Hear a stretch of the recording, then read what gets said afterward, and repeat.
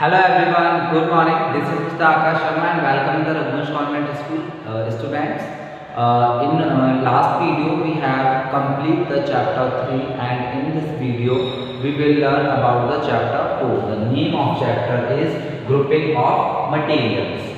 Grouping of materials means chapter का name से ही हमको एक्सप्लेनेशन समझ में आ रहा है। मटेरियल्स के ग्रुप्स के बारे में हमको समझाया गया है, टाइप्स ऑफ ग्रुप्स के बारे में।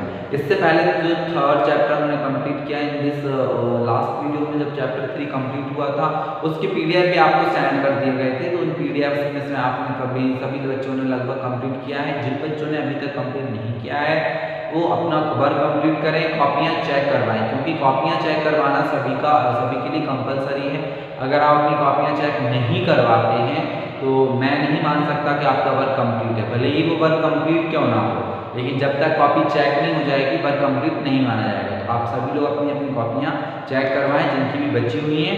बाकी आज से हम चैप्टर 4 को स्टार्ट करते हैं। चलिए, तो आपने बुक साथ में रखें। ग्रुपिंग ऑफ मटेरियल्स, मटेरियल्स की ग्रुपिंग के बारे में हमको बताया गया है। Introduction, we can see innumerable things around us, they look different and have properties different from each others. It is important to group them. The process of grouping and sorting out the objects is called classification. This grouping is done in the number of ways. Materials is the matter from which a thing is made, and matter is everything that can be touched. Anything that has mass and occupies space is called matter. Wool, steel, clay, graphite, paint, rubber, etc. are materials. That means आप सभी ने अपने आसपास बहुत सारी अलग अलग type की चीज़ें देखी होंगी, और कुछ चीज़ें प्लास्टिक की बनी होती हैं, कुछ चीज़ें किसी और की बनी होती हैं, कुछ वूल की, कुछ कपड़ों की, कुछ लोहे की, कुछ सोने चांदी, अलग अलग चीज़ों की, फाइबर की, और अलग अलग टाइप की बहुत सी आपने चीज़ें देखी होंगी जो अपने आसपास हम जितनी भी चीज़ों को देखते हैं। इन सभी चीज़ों में जो भी सारी चीज़ों को अलग अलग ग्रुप्स में डिवाइड किया गया है, फिर कौन सी चीज़ें किस ग्रुप में आती हैं, उस ग्रुप को डिवाइड करने को क्या बोलते हैं? क्लासिफिकेशन। क्या बोलते हैं? क्लासिफिकेशन। क्लासिफिकेशन किसे बोलते हैं? जो अलग अलग चीज़ें हैं उनको उनके ग्रुप्स में डिवाइड करना है। जैसे कि स्कूल में बहुत सारे बच्चे हैं, सभी को एक साथ खड़ा कर देंगे तो कैसे पता चलेगा कौन सा बच्चा किस क्लास का है, लेकिन उनको अलग अलग क्लास वाइज डिवाइड कर देते हैं, क्लासिफिकेटेड कर देते हैं, तो हमको समझ में आता है कि ये पूरी लाइन 6th क्लास की है, ये पूरी लाइन 7th क्लास की है, ये 8th की है, ये 9th 10th की है। तो इस टाइप से हमको उनका डिवाइडेशन कर देना तो वो समझ में आता है। अभी सारे मिक्स हैं तो कैसे पता चलेगा कौन सा बच्चा किस क्लास का है। साथ ही साथ में आपने जो इन चीज़ों को क्या बोलते हैं, जो भी चीज़ें एक साथ में होती हैं, इनको डिवाइड किया जाता है, उन चीज़ों को बोलते हैं मैटर। मैटर क्या होता है? मैटर या मटेरियल एक ही बात है। मैटर मीन्स, अब मैटर वो मैटर अलग होता है, कोई घटना हो जाना या कोई सिचुएशन, वो मैटर अलग होता है। इन चीज़ों को भी मैटर ही बोला जाता है। मैटर मीन्स वो चीज़ें जो भी जगह घेरती हैं, जिनमें मास होता है, वॉल्यूम होता है।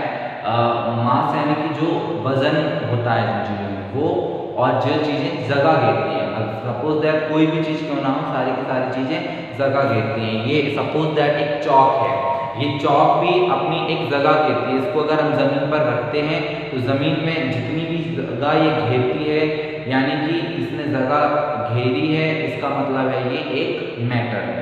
यानी जितनी भी चीज़ें जो जगह घेरती हैं, जिनमें अपना मास होता है, वो सभी मैटर कहलाती हैं। ये चैप्टर का इंट्रोडक्शन था। मटेरियल्स अराउंड अस, अब मटेरियल्स के बारे में बताया जा रहा है कि किस किस टाइप के मटेरियल्स होते हैं। तो चलिए हम देखते हैं। The things around us are made up of different things. A material can be used to make different kind of jobs. For example, steel is used for making parts of machine, bridges, buildings, etc. A material can be used to make different kinds of things. For example, steel is used to make knife, utensils, cars, buildings. In other words, we can say that we can make different things from an object. Some objects can be made from different kinds of materials. For example, tumbler can be made from glass, plastic, thermocol, कैरामिक और paper. यहाँ पे बताया गया है कि बहुत सी चीज़ें अलग अलग चीज़ों से बनी होती हैं, कोई प्लास्टिक से, कोई मिरर से यानी कांच से, कोई क्लॉथ से, कोई फैब्रिक से, अलग अलग टाइप की, कोई स्टील से, कोई आयरन से। तो बहुत सी चीज़ें अलग अलग टाइप से बनी होती हैं, उनका अलग अलग यूज होता है। Importance of grouping thing. Abhishek has science test tomorrow. यहाँ पे एक नेम दिया गया है, मतलब एक स्टोरिटिकली आपको समझाया जा रहा है, थोड़ा सा ध्यान दीजिएगा। Abhishek has science test tomorrow. He started his room.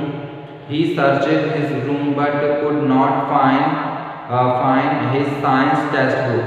Thus, his book his room is always in a mess.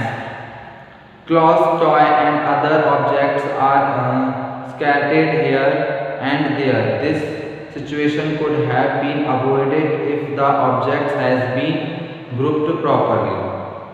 अभिषेक नाम का बच्चा वो अपने साइंस के टेस्ट के लिए अपनी साइंस की बुक ढूंढता है, लेकिन उसे मिल नहीं रही है। क्यों नहीं मिल रही? क्योंकि उस रूम में बहुत सारे फैब्रिक, बहुत सारी चीज़ें जो इधर उधर फैली हुई हैं, इस वजह से उसको अपनी बुक नहीं मिल रही है। प्लेसिंग और sorting similarly thing together is called grouping. Grouping makes it easily for us to find things when we need them. Grouping means क्या होता है? सारी चीज़ें इधर उधर रखी हुई। अब अगर इन्हीं चीज़ों को प्रॉपर रख दिया जाए तो उसको क्या बोलते हैं? ग्रुपिंग बोलते हैं। ग्रुपिंग यानी कि एक टाइप की चीज़ों को एक साथ में रख दिया जाता है, जिससे कि क्या होगा, हमको कोई भी चीज़ ढूंढने में प्रॉब्लम नहीं आएगी। One more example will help us to understand this importance of grouping in the kitchen. All the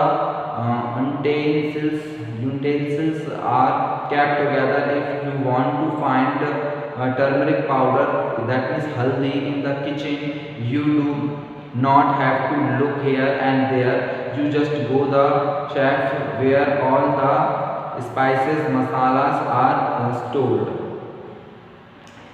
Supermarket and library are the good example of grouping. ऐसे यहाँ पे किचन का एग्जांपल दिया गया है, सुपरमार्केट्स का एग्जांपल दिया गया है। वहाँ पे क्या होता है, आपने देखा होगा किचन में ऐसा नहीं है कि सारी चीज़ें इधर उधर कुछ तो भी कहीं भी रखा रहता है। हमको अगर हल्दी पाउडर चाहिए तो हम क्या करेंगे, उस जगह पर ढूंढेंगे जहाँ पे सारे मसाले रखे होंगे, है ना। ऐसा तो नहीं होता कि सारी टंकियाँ सब चीज़ें खोल खोल के एक एक चीज़ को चेक करना पड़ेगा। मम्मी अगर बता देती हैं कि बेटा उस जगह पे रखा होगा, तो हम उस ग्रुप में जाकर के देखेंगे और मिल जाएगी। ऐसे ही सुपर मार्केट में, मॉल्स में आपने देखा होगा, सबसे बेस्ट उदाहरण है, एग्जांपल है ग्रुपिंग का। वहाँ पे एक ग्रुप की सारी चीज़ें एक साथ में रखी होती हैं। जैसे कि आपको हैंड वॉश चाहिए तो हैंड वॉश का पूरा एक अलग डिपार्टमेंट बना होगा, वहाँ पे बहुत सारी अलग अलग कंपनियों के हैंड वॉशेस आपको मिल जाएंगे जो भी हमें चाहिए। अब ऐसा होता है एक हैंड वॉश की कंपनी यहाँ है, मान लीजिए डिटॉल कंपनी का हैंड वॉश यहाँ मिलेगा और लाइफबॉय कंपनी का वहाँ मिलेगा, और किसी को वहाँ मिलेगा, एक कंपनी का वहाँ मिलेगा। तो कुछ ऐसी सारी चीज़ें इधर उधर रहती तो कितना प्रॉब्लम आ सकती है। तो ग्रुपिंग क्या कहलाएगा, वो सारी चीज़ें जो एक ही ग्रुप की हैं, एक सी चीज़ों को एक साथ में रख देना ही ग्रुपिंग कहलाता है। Properties of material. The same thing can be made from one or more materials, but the same materials cannot be used to make everything. For example, we can make a shirt from fabrics like cotton, wool, nylon, rayon, etc., but cannot use their materials to make a cooking pot. Thus, we can conclude that matters differ in their size, shape, color, texture, and shape. All of these are the properties of matter. These properties are as follows. जैसे कि आपको यहाँ पे fabrics के बारे में बताया, अलग अलग टाइप के फैब्रिक्स होते हैं, अलग अलग टाइप के फैब्रिक्स अलग अलग चीज़ों से मिलकर के बनते हैं। ऐसा नहीं कि किसी में भी कुछ भी मिला दिया जाता है। Illustrate. Each materials look different from the others. Some materials may shine while others may not. The materials which have a specially shine to them are said to be virtuous, and the special shine on them is called the lustre. Materials that have such lustre are called the metals,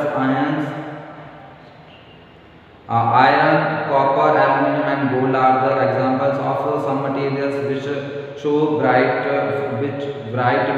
material lustre